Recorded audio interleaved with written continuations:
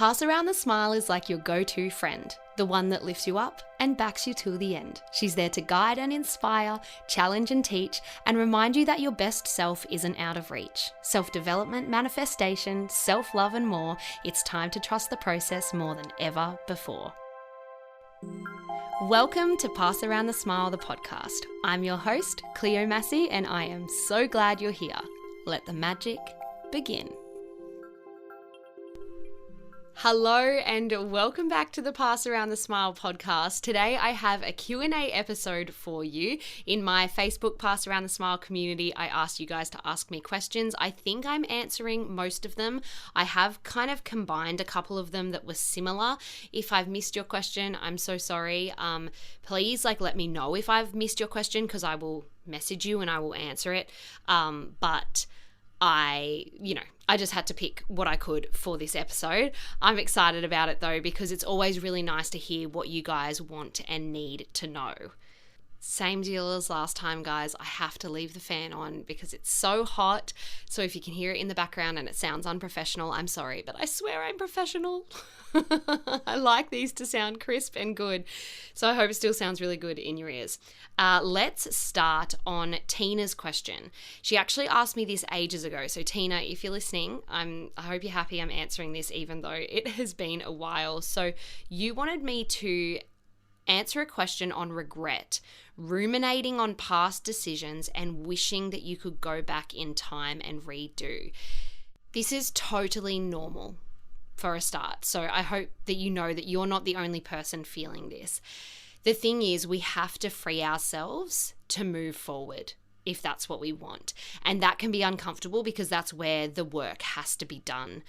It's all well and good for me to say, you're wasting your energy on worrying about these past decisions or, past things that have happened in the past that you want to change because you can't change them now. It's all well and good for me to say that. We know that we're wasting our energy. We know that we're blocking good things from happening by ruminating on past decisions or wishing we could redo. We know that. But the thing is how do you just move forward? How do we free ourselves to move forward from what has happened to us in the past?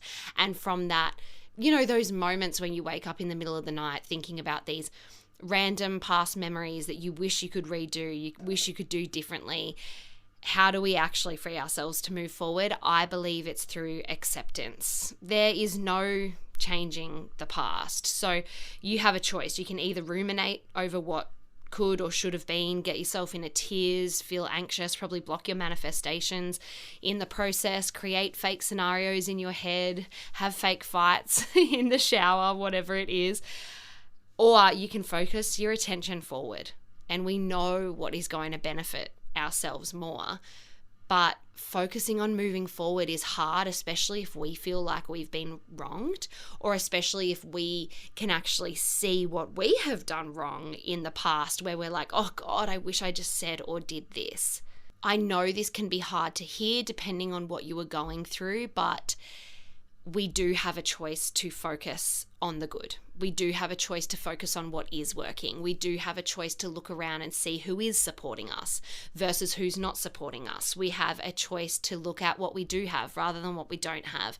We have a choice to look back on our day and think, oh my gosh, I had that beautiful meal, I got a pay rise, and the sky was so blue today. Or we have a choice to focus on the fact that it was raining and we didn't get a pay rise and whatever. I know I just contradicted myself, but you know what I mean. We have a choice to focus on what is working or what is not working, and focusing on what you do have and what is working is going to help you move through acceptance. And I think when you are not ready to forgive or completely forget, because let's be real, sometimes we cannot completely forget.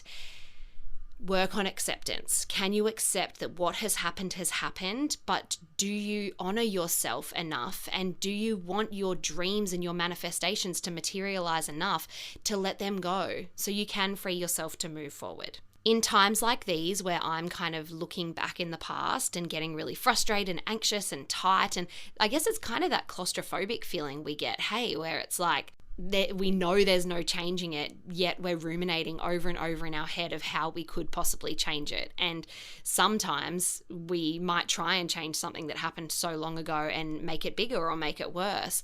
But a quote I like to remind myself of is, you never know what worse luck your bad luck saved you from. It kind of changes your way of thinking. For me anyway, it puts me in a more grateful headspace, where I kind of just for a second imagine, it actually could have been much worse than that bad thing that happened to me 2 years ago, 2 months ago, 2 weeks ago. If that hadn't happened, maybe something worse would have happened. And even though that felt really yucky and that was really awful, you just never know what else could have unfolded. It just kind of helps me think about it in a different way. So hopefully that can help you as well. Again, I don't know your situation, so I don't want to come across insensitive if it's something really, really huge that you're going through. But hopefully what I've said has kind of helped a little bit. Okay, Benny's question is, how can I stop overthinking my manifestation? I'm almost superstitious about it sometimes, and I feel too in my head and self-sabotaging. So I would say, first of all, go back and listen to my self-sabotaging episode. It's so normal to overthink something that you want so bad. And that is why in the manifestation process, it is hard to surrender. It's hard to let go of that control because we want it so bad. So what I would recommend that you do, Benny, is that you practice with something that you see as small, as easy to achieve. So let's say it's a $5 note, or it's, a picture of a unicorn, or whatever it is that you want. I would practice using the law of attraction with something like that. Then when it is brought into your life, once, twice, 5 times, and it's really clear to you that you have attracted that specific thing, you know that you have the power to attract whatever it is that you want.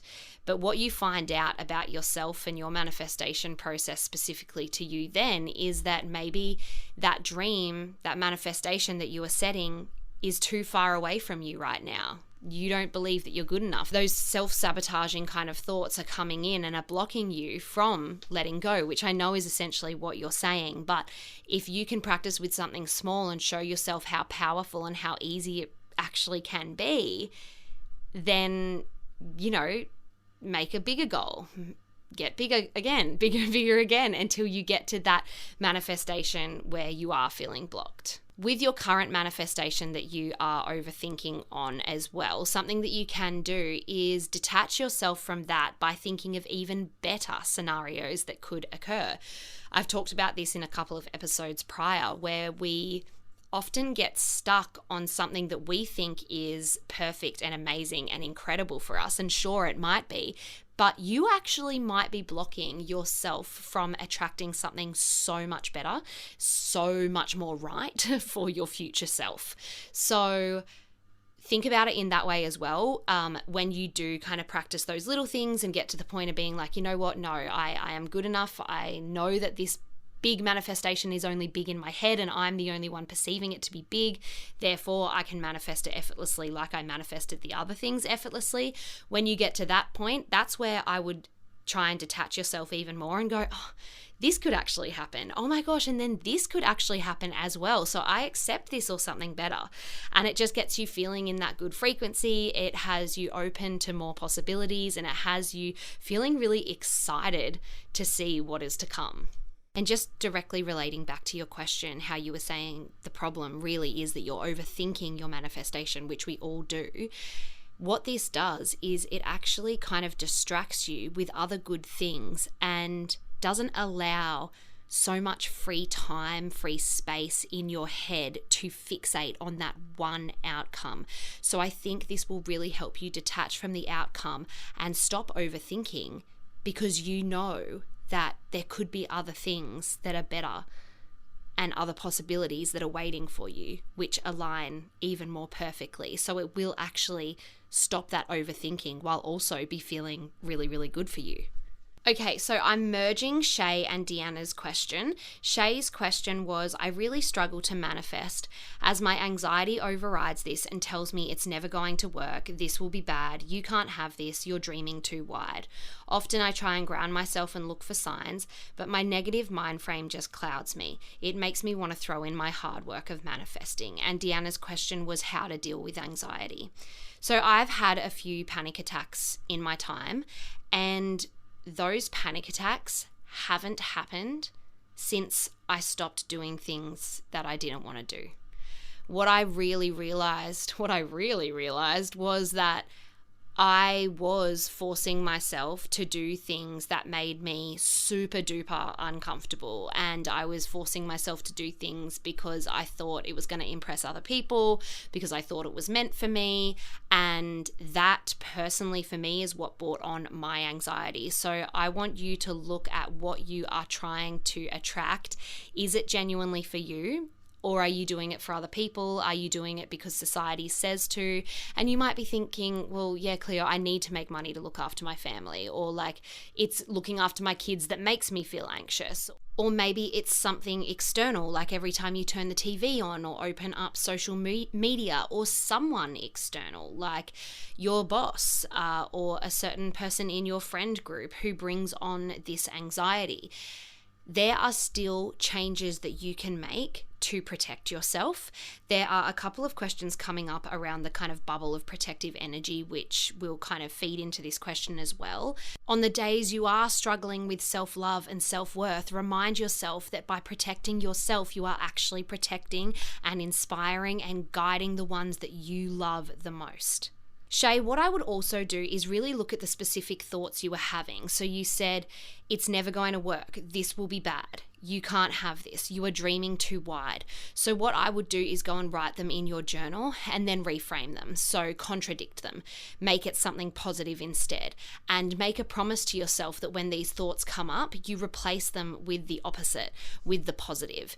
Even if you don't quite believe it yet, you can make smaller ones and work up to it, but it is going to do you better than listening into that inner critic that is speaking to you, telling you that you can't do something, because of course you can. And what we want to remember too, when these limiting beliefs and these fears are coming in, they are actually coming in to protect us. They have goodwill, they have good meaning behind them, but we then have a choice to listen to them as a fact or to think this is part of my 50 to 70,000 thoughts that I'm going to have today. I have a choice to listen and believe it and let it wreck my day and get in the way of my manifestations, or I have a choice to focus on what is working, to reframe that thought. Actually, this could work. This could be really good. I'm so excited to tell my family and friends when I get the good news. I'm so excited that when I get this news, I'm going to go and buy myself a pair of new shoes. And just allow your thoughts to wander away from that initial fear-based thought, because fear stands for false evidence appearing real. It is not real. It's there to try and protect you, but what it does is it holds us back. And sometimes those fears are valid. Sometimes we do need to listen to our gut and trust our intuition when something is wrong or something doesn't feel right. Like, for example, I said that my anxiety only showed up when I was doing things that I didn't want to do.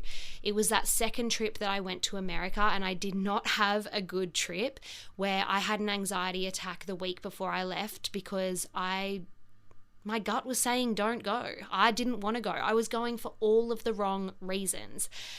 Yes, I learned so many things, and it was the third trip that was like amazing, but that felt different. So really looking at your physical responses. What's your gut saying? What's your heart saying? Are you starting to get sweaty? Are you starting to feel sick in the tummy? Are you starting to get those anxious feelings when you think about a particular situation, a particular holiday, a particular person, a particular job? What's that saying? Is the fear valid? Because sometimes, like in my case, it was. I maybe shouldn't have gone for that long, or I shouldn't have gone at all.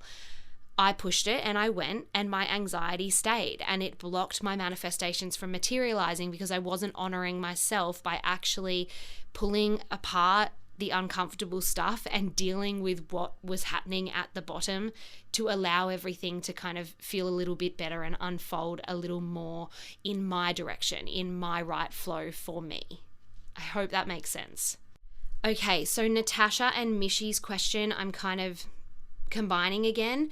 Mishy asks, feeling worthy of your manifestations and not letting others burst your bubble. And Natasha's is, your advice in the Manifest Magic course about creating a bubble and not letting others affect you while in your space, that was great advice. My question is, what is the difference between having this amazing bubble and putting up walls? Something in me keeps saying they are the same thing, even though they're not.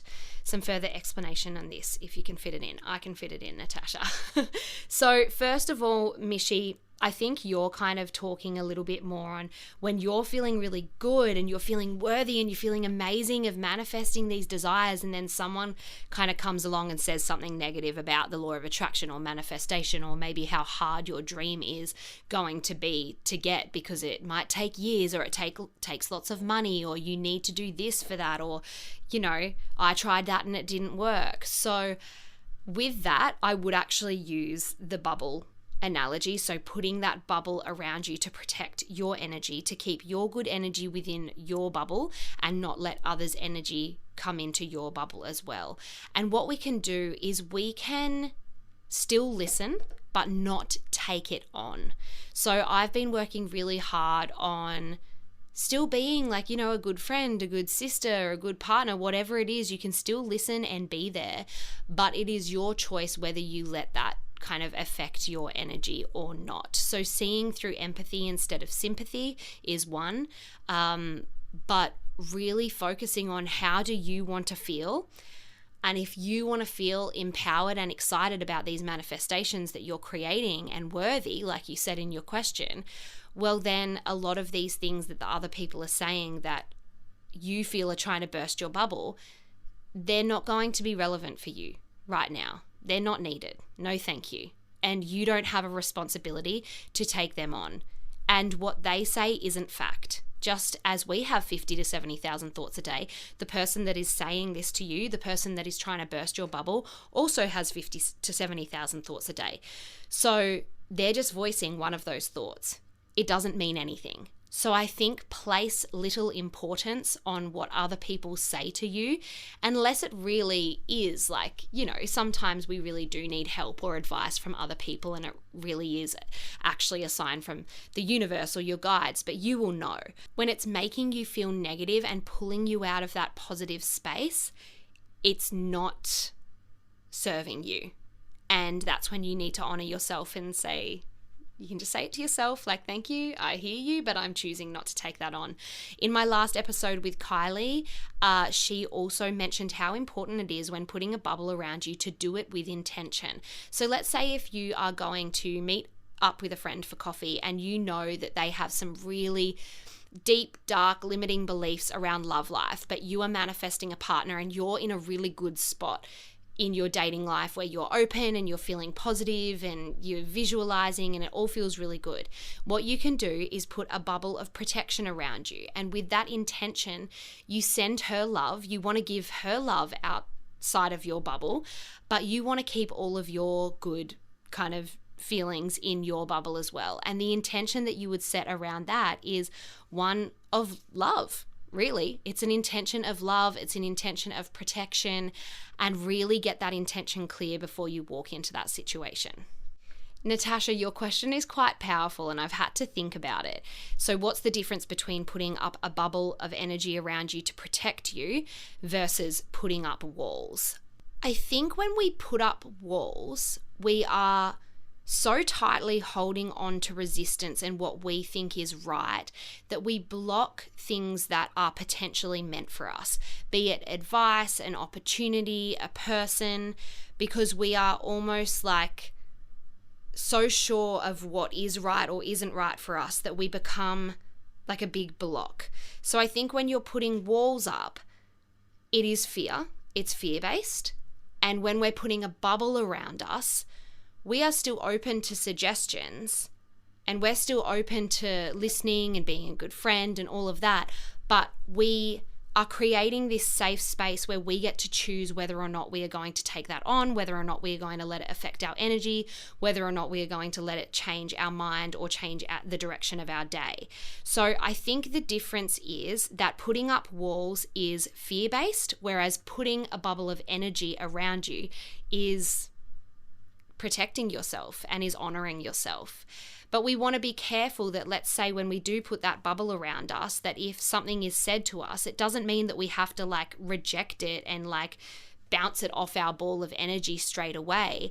We're in this bubble and we have time to receive information. We have time to think about it. We have time to feel into whether or not it feels right for us.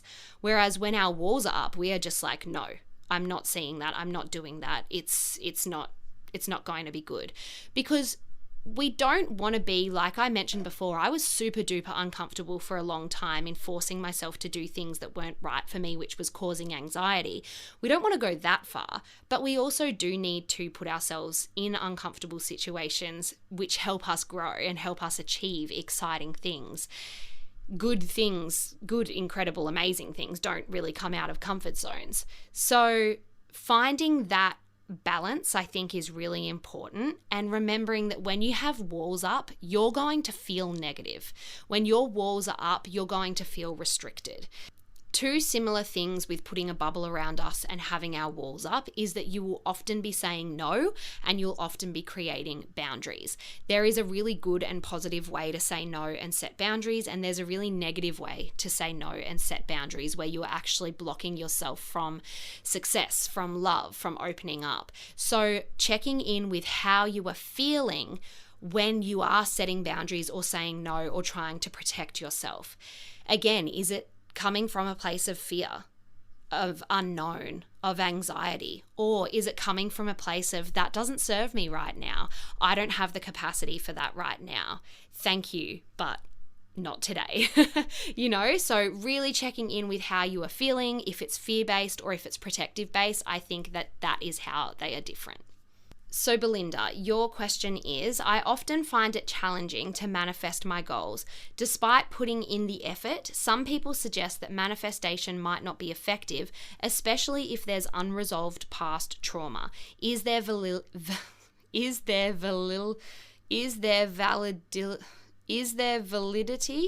to this claim? Wow. Okay. Is there validity to this claim?